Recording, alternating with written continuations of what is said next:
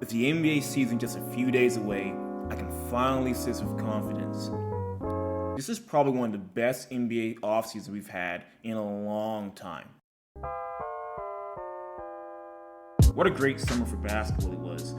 Normally we're left starving for NBA or just in general basketball content. Just look at ESPN or any sports talk show. They don't know what to do. But this summer, anticipation for the NBA tip-off is at an all-time high. If you're a basketball fan like me, you had plenty of content to just gorge yourself on. You can't wait for the NBA season to start. But I'm not only excited for NBA basketball, I'm excited for basketball on a whole. LeBron James. When was the last time we had someone of LeBron James caliber playing in something like the Drew League? I'll tell you when. 10 years ago, an entire decade, back when it was an NBA lockout. LeBron James, seemingly out of nowhere, just deciding suddenly that he wants to play in the Drew League, just sparked a whole trend of other NBA players also want to play in these other summer leagues. We had NBA players like DeMar DeRozan, Trae Young, the number one pick in the draft, Paolo Banchero, and even Chet Holmgren playing together. And I think that's really cool. Just being able to see NBA players not having to pay a dime unless it's like the door fee at these different summer leagues is amazing. Because you don't normally get to see these kind of players unless you go pay $100 for an NBA ticket. Now, the Drew League and these other summer leagues weren't the only competitions having NBA players participating. What else is there? Over in Europe, we had Eurobasket going on. They had a lot of big names playing for their national teams this year. We had Giannis, Luka, aka Luka Magic, aka Devin Booker's dad, Rudy Gobert, Dennis Schroeder, and a whole list of other international players playing this great tournament that was so entertaining to watch. It eventually came down to the finals between France and Spain, with both crews coming out on top and showing Rudy Gobert why he deserved to be in that movie. This was the best WNBA playoffs we've had in recent memory. I love this format. They've changed it over the years, but finally I think they're gonna settle on this one. It's best of 3 in the first round, then best of 5 in the semifinals, and then the finals. Love it. Perfect. We had a lot of great storylines in this playoffs too. We had Sue Bird on her farewell tour, trying to see if she can win that last championship on her last season. It didn't come to pass, but it was amazing to see her perform that well at this age. If you were paying attention during the regular season or even before the season, you understood that the Las Vegas Aces had a really strong team this year.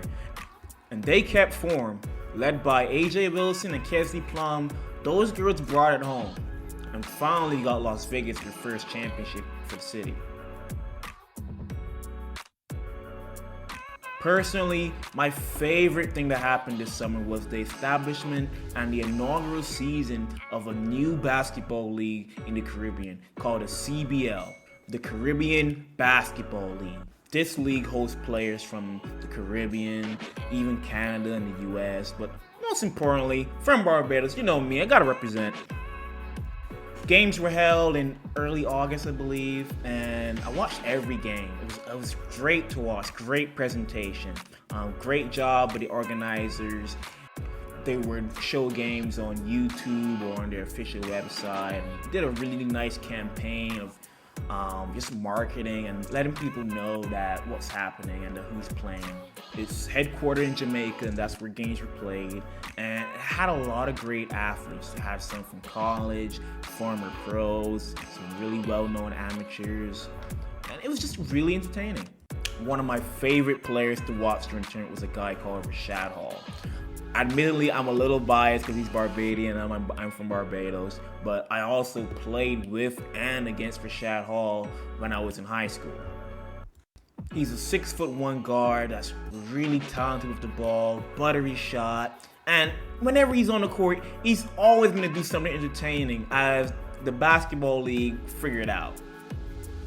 He didn't get a lot of minutes on his team Horizon, but it didn't matter. His team, which was my preseason pick to win the whole thing, won it all at the end of the tournament, and it's just kind of like a testament of how stacked that team was.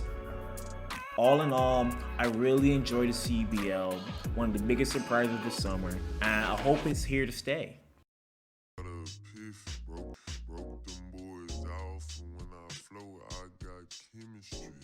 Finally, for the NBA, here are my favorite teams coming into the season. First of all, the Clippers. I think this year might just be their final year for a championship window. Kawhi's finally back. He seems healthy. Paul George is in tip-top shape. They got a new point guard in John Wall. Maybe him and Reggie Jackson can really hold on the point guard position. And I just think they really have a really stacked team, and that they are on the top of the list for coming out of the West. Next up, the Golden State Warriors, my favorite team. Man, what a great season we had last season. If you were told me that last year we'd win the chip and win it in convincing fashion, and Curry in top form, I might not have believed you. These last few years have been a little rocky, with Curry's elevation of play being the only hope we've had. And to see it all come together, to see all our role players play such great roles during the playoffs, it was amazing, and it was probably my favorite championship over the last 5 years. And hopefully we can repeat the success we had last season, despite Draymond throwing punches whenever he can. And finally, the Denver Nuggets. Denver Nuggets is probably my second favorite team in the NBA. I think they've drafted so well. And finally, we have Jamal Murray back. We have our two-time MVP, Jokic. And Bones Hyland, which I think should have been in competition for Rookie of the Year, is developing really nicely, and the squad seems pretty solid. It was a little questionable why we got rid of Boogie Cousins and brought in DeAndre Jordan. That didn't make sense to me, but I think the squad is really solid, and that if they were going to win a championship, this would be the year. You might have noticed I didn't say any Eastern Conference teams. I just don't think the Eastern Conference teams are that strong. I think whoever wins the West is going to win the championship. I might be wrong. The only team that I think can have a chance is Milwaukee with Giannis. But we have to see if Middleton's going to come back, if he's going to be in peak form.